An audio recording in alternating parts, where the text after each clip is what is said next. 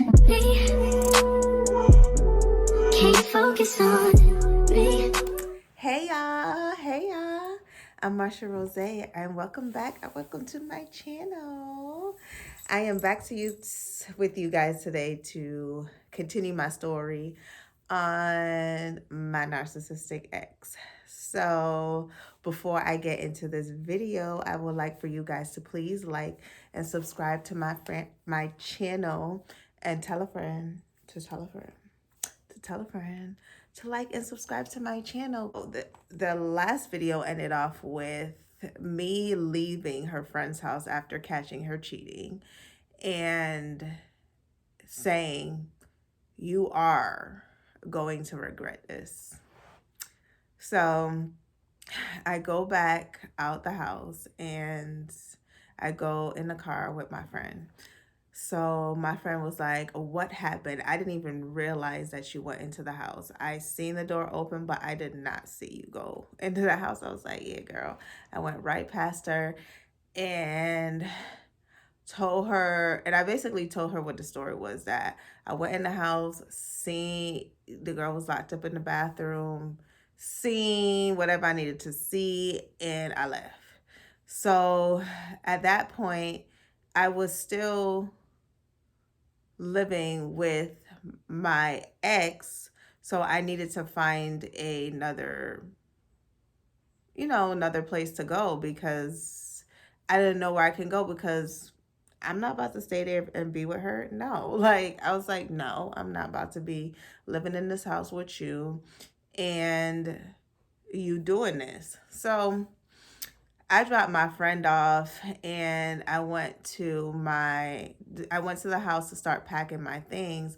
Before I started packing my things, I hit up my ex that I had went to see earlier in that day and asked her if it was okay if I stayed with her for the night because I didn't have anywhere to stay. And I'm like, since I was talking to you and you know what's going on, why not stay with you? So I ended up doing that, not even thinking that it was not a good idea, because it was not a good idea. Yeah, it was not a good idea. But anyways, I went back to her, my girlfriend at the time, her mother's house, and I went in there to go pack my things up so I can move my things out. When I got there, her mother was there. So her mother seen me in the process of moving everything. She's like, "What's going on?" And I told her what was going on, and she just shook her head and was like, "All right, go ahead." So after I got all my stuff, one thing I made sure I did, I went into her book bag and took out the tool and I cut it up. I cut it up so it was no longer usable. You were not going to be using this with anybody else after that. But okay, so I pack everything up and everything is in my car and I'm driving on my way to my ex-girlfriend's house. So when I get to my ex-girlfriend's house, I said, "It's okay. I'll sleep in the living room. I don't have to sleep with you. Like, I don't want to make this uncomfortable, whatever." She was like, "No, that's fine. You could sleep in the bed. It's going to be nothing." I said, "Okay, you know what? I'm going to trust you." Why did I trust her? Why? Because one, she was still with a girl that she cheated on me with. And so I'm thinking that, oh, you got a girlfriend, so you're not about to be trying to do nothing with me. Two, I'm like, I'm not, like, I don't understand why you would think that you should have sex with me. Like you were going to do anything with me. So I end up sleeping in the room, in the bed with her, and I wake up to her like trying to touch me and trying to fondle me. And I'm just like, "What are you doing? Like, I don't want to have sex with you." Like, granted, I'm in a delicate position right now, and you know that I'm in a delicate position right now. I literally just found out that my girlfriend is cheating on me, and you're trying to use that for the benefit of you. Yes, you made me stay here. You didn't have to. but you shouldn't think that you have access to me just because you allowed me to stay here. So it was like traumatizing times two when that incident happened. And she literally had the nerve to cry. And I'm just looking at her like, why are you crying for? Like, she's like, you don't love me anymore. It's like she got the realization that I didn't love her anymore. Okay, you knew that after all the stuff that you kept doing to me in the relationship that we had. And then I had a whole other relationship. Why would you think that I would still love you like that? But it was crazy to me that she even thought that she was going to be able to do that. And then I was like, you know what? I need to get myself out of this situation. Let me put my tail between my legs and go to my parents' house and ask my parents if I could stay there. So I went to my mother and I told my mother that I need somewhere to stay because I don't have anywhere to stay right now. So she said, my mother basically said, I will allow you to stay here as long as you are not in that lifestyle anymore. So I'm thinking, you really think that all of a sudden I'm supposed to be straight? Like, people really think that being homosexual is a choice. Some people make that choice, but there's some people that does not. And I'm one of those people that does not.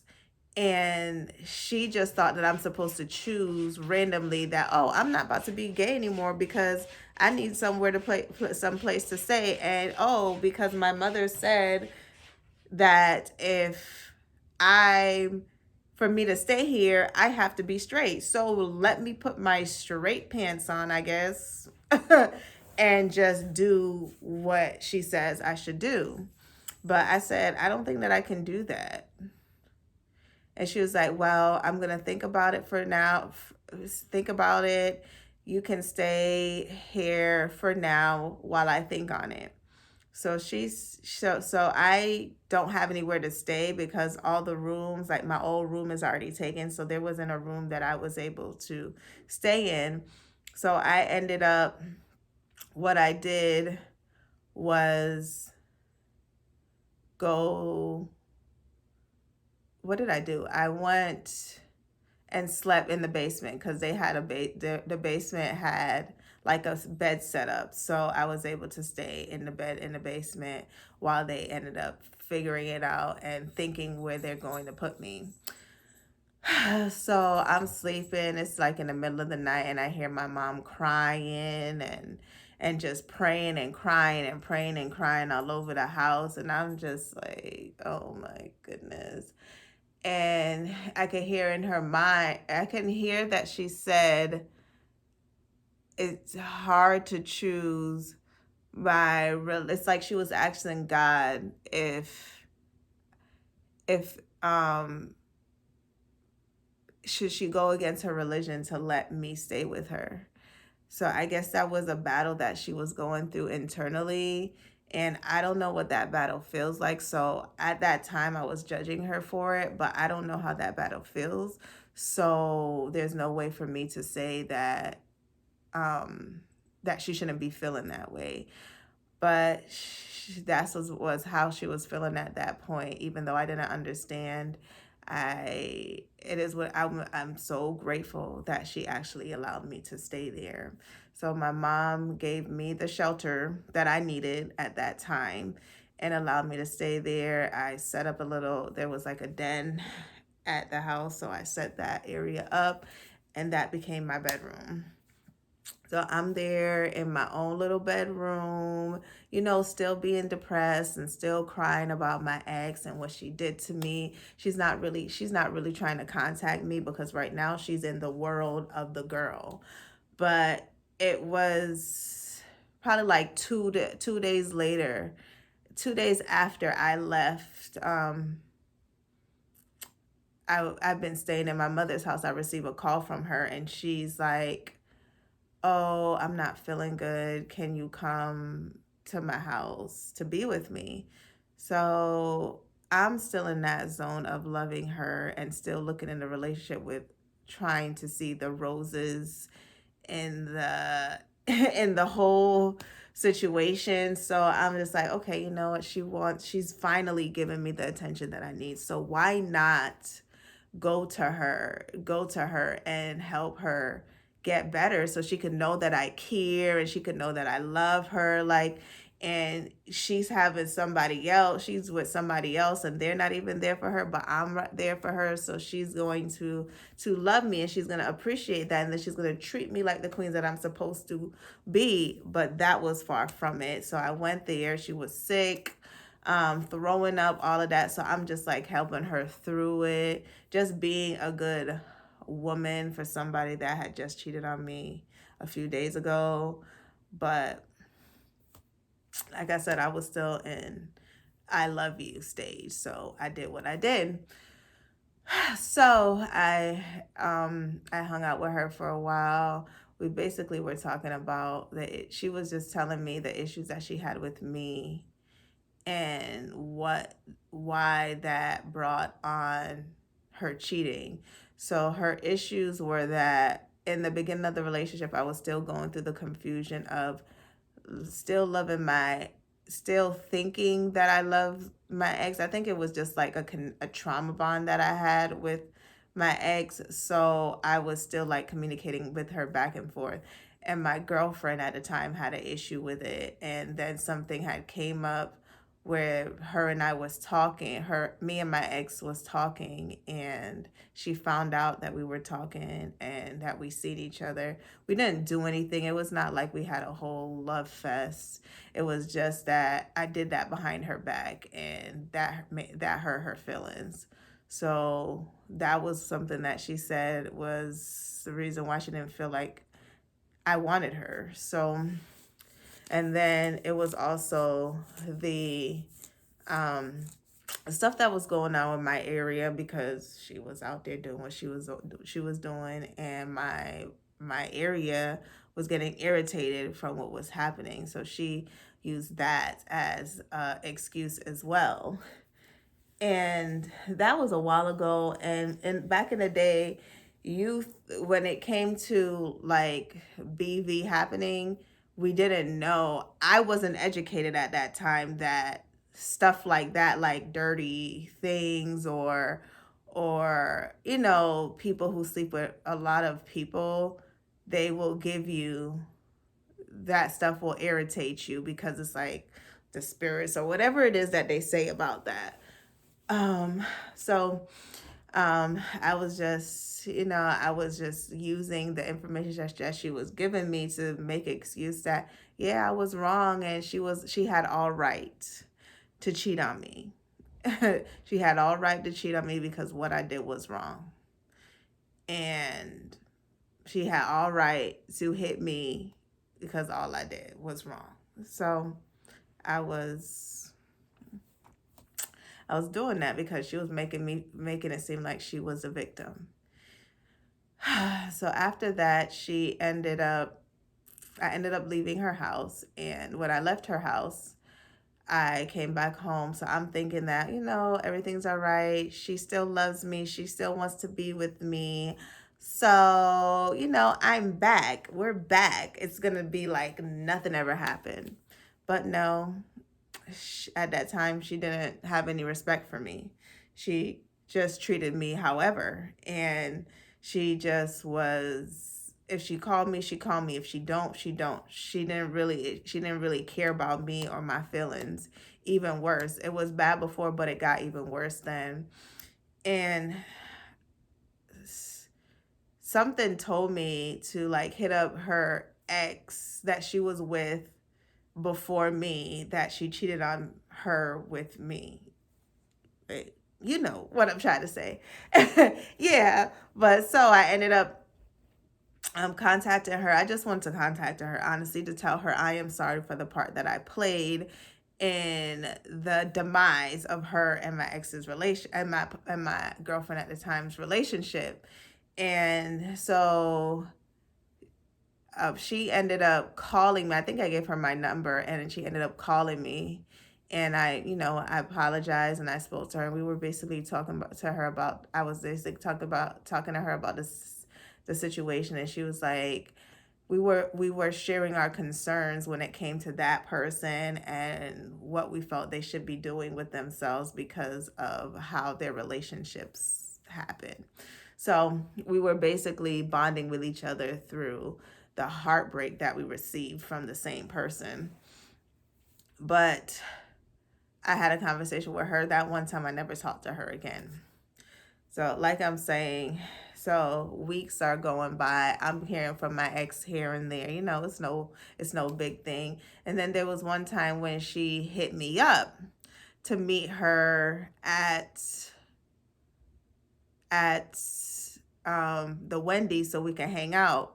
This time she was bored. The girl wasn't around, and when one supply ain't around, they look for the other supplies to get something from that person. So she hit me up, and me, like, being who I am, I went and met with her, and we were talking, we were chilling. I think I was mad at that time because I was saying stuff like, where your girl at? Like, aren't you supposed to be hanging out with your girlfriend? Why are you hanging out with me? Like, what it is. And then she's like very defensive. She's like, oh, you probably out here doing this. You probably out here doing that. I wasn't even doing anything.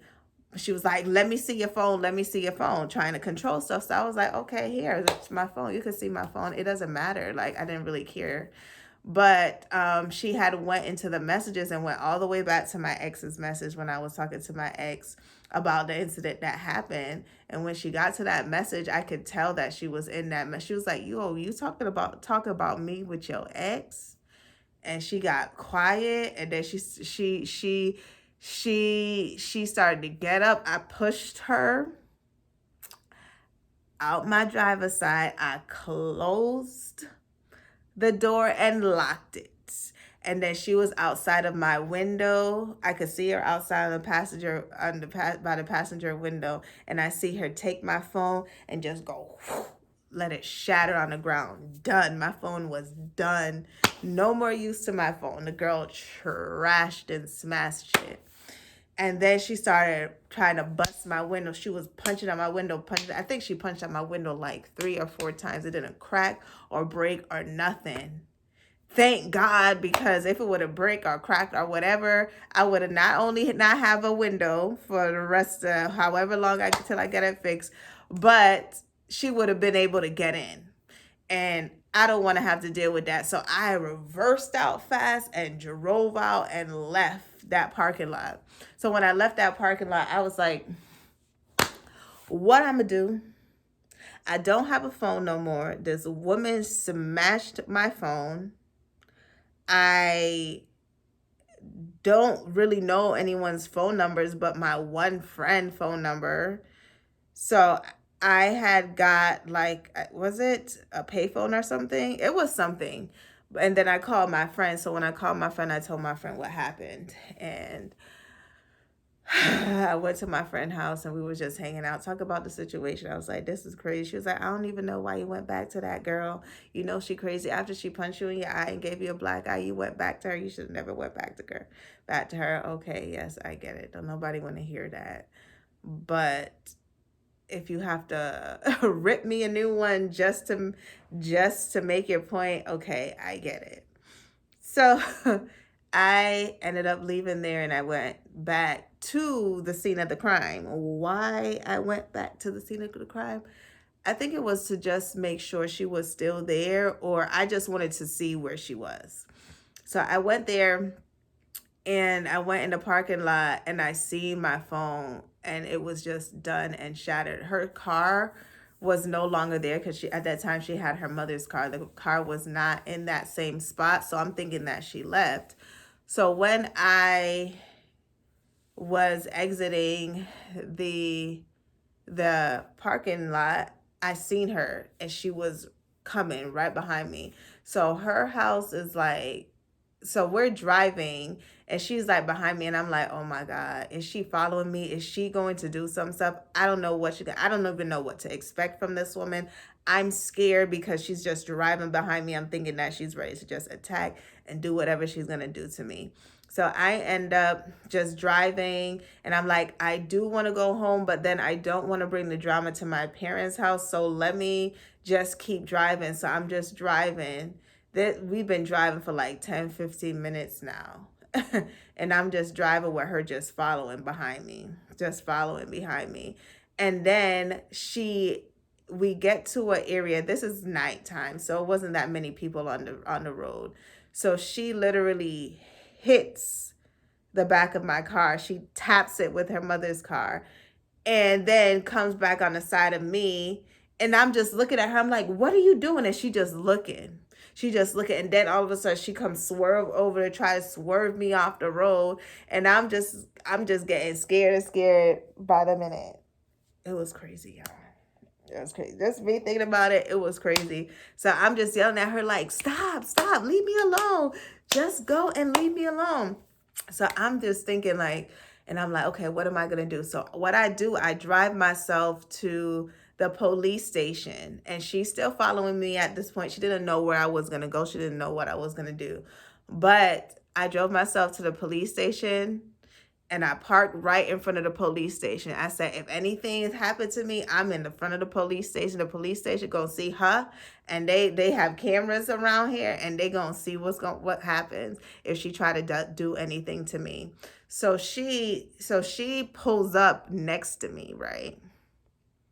She pulls up next to me, looks like that in my window, and then she sits there for a while, and then she leaves. And then I'm like, thank God. But then I sit there a little longer because I don't know what she's doing. I don't know if she's staking out at my parents' house. I don't want to get into it with nothing with her at all. So I'm just sitting there, and I'm just like,